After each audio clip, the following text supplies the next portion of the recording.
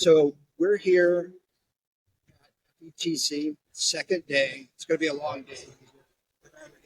It's only 10 o'clock. And I'm with Jamie Lopez, and she's in IT for Okeechobee School District, right? Yes, sir. Yes. Give us a little bit about yourself and why you want to talk to Kelly this morning. Okay, well, I'm a CTE educator, so I'm very IT wise, kinda. So I have been in the district trying to help teachers because that's what motivates me more. Trying to help and give assistance to the teachers that who need the most, uh, based on technology and all those things that are mostly are not covered because we as district people or the district leaders can tend to think that everything is covered and the teachers must know some stuff, but indeed there are a few gaps, some security and identifying threats, for example online threats. And I have seen that we have a gap that we need to cover in that area because even though we have some notification from our IT department to tell us like there is a scammer trying to reach you out through your email. Do not respond. There are scammers that try to filter their emails very well, right? And they hide it and they pretend very well. And we teachers we can fall for it. Like Right. we don't know the tools to identify and to see the red flags on what it can be a threat or not, what it can be a legit or authentic email or from a scammer or Right. phishing.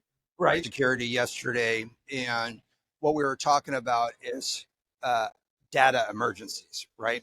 And data is something, cybersecurity and cyber emergencies are probably more likely to occur in people's schools than, you know, an active shooter or a fire or anything like that. So that's something that we have to be keenly aware of.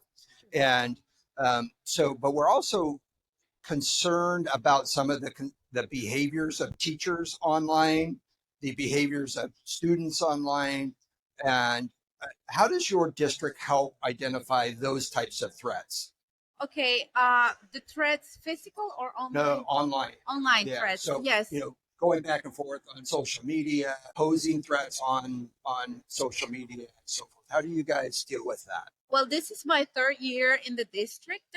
I don't know before I come to the district how the administrators and IT department manage this before, but since I've been here in the district, I haven't seen any uh, workshop or any training that prepare us as teachers how to identify Right. one threats. So they can manage in the way that they send emails. You've been receiving an email, but it's like it's not preventive. Right. It's like when it happened already, when the email was sent, when we received the email already, when we received that a threat of a phishing or a scammer that trying to enter to our network by stealing our credentials. So we don't have that preventive part since I am in the district though. Right. So that's what I have recognized this gap, Yeah. and it's easy for scammers and Right. fishing Because they're always doing it, right? correct. Yeah. They are trying in different ways. So I'm gonna tell you a story. Okay. Like I got a teacher coming this year at the beginning of the year, and she said, Miss Lopez, can you help me with this email? I got this email from an administrator in the district, and she was like trying to see if it was legitimate, like it was authentic. So I try and I know about a little bit about how to recognize and how to see the red flags in an email, what can be indicators, right? To recognize if it's something good, something authentic, or something like they are trying to get into our network. So I try to guide this teacher and told her, do not click the links.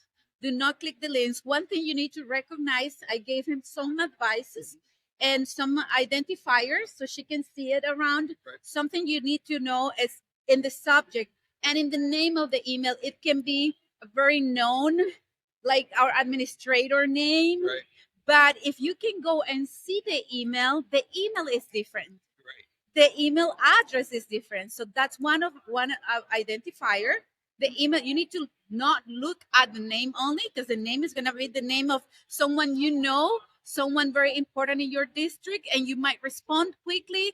It might say, oh, I ran out of money. Can you send it to me? And it can be with your principal name. So you trust your principal, but that's not your principal. That's the scammer or the phishing. So now I said, look at the email, and we went together and looked at the email, and the email address was not the one that was registered under our district school. So that's one thing. Another identifier, when we go to the websites, that's not now about phishing. It's about security and website that we don't know, and we click. If they don't have the under HTTPS, if they don't have the S for security, we don't click those links. We don't go to those websites. We don't input any private or very fragile and confident information in those fields. Right. Or we don't visit that. So that's one thing. Yeah. So good. So what we're really talking about is educating our teachers. Yeah. And we're talking about having a plan in place should should something happen, right? And part of that plan should include prevention, right? And so this is no different than any other emergency plan that we have. And cybersecurity is such a big deal, especially nowadays. And unknowing, you can release all of your, I mean, what's important to people, we think of it in a very small framework. They're going to get my bank account. Well, that's only a small part of that, right? So medical information, insurance information, next of kin, family members, all of these things are all coming through potentially these school files, right? And emergency numbers, emergency contacts that can be used and manipulated. And so what we're really looking at is start to thinking about what could happen and what is our plan, one, to prevent it, two, to educate our people who are vulnerable to click on the wrong links, and then three, if something fails, what do we do? Yeah. What's the next step? If somebody says, look, I thought this was from the principal, but it wasn't, let's click on this and I shouldn't have. What do we do next? Yeah. How do we shut it down so that we can isolate it or compartmentalize it Right. to minimize the thing? And that's an IT thing, right? Sure. So, but those are all pieces to the puzzle, and how do we work through that? And so I'm not a tech guy, obviously. Yeah. I'm an emergency planner, emergency responder. And if you listen to the podcast at all, I'm a retired law enforcement. But it's having those plans. And if we have something that is a threat to us, whether it's physical or in this case, cyber related, data related, then because data is so valuable to so many people. And it's just how do you use that data? Are you using it correctly or are you not using it correctly, right? Right. And who has access, right? People or not. So I appreciate you coming on, and good luck with your quest to educate your teachers. Of course, prevent it. It's more important than remediating. Yeah, that's what I will tell you this: as much work as it takes to prevent, it's a lot less work than to correct it after you fail. To remediate, right? Yes, sir. All righty.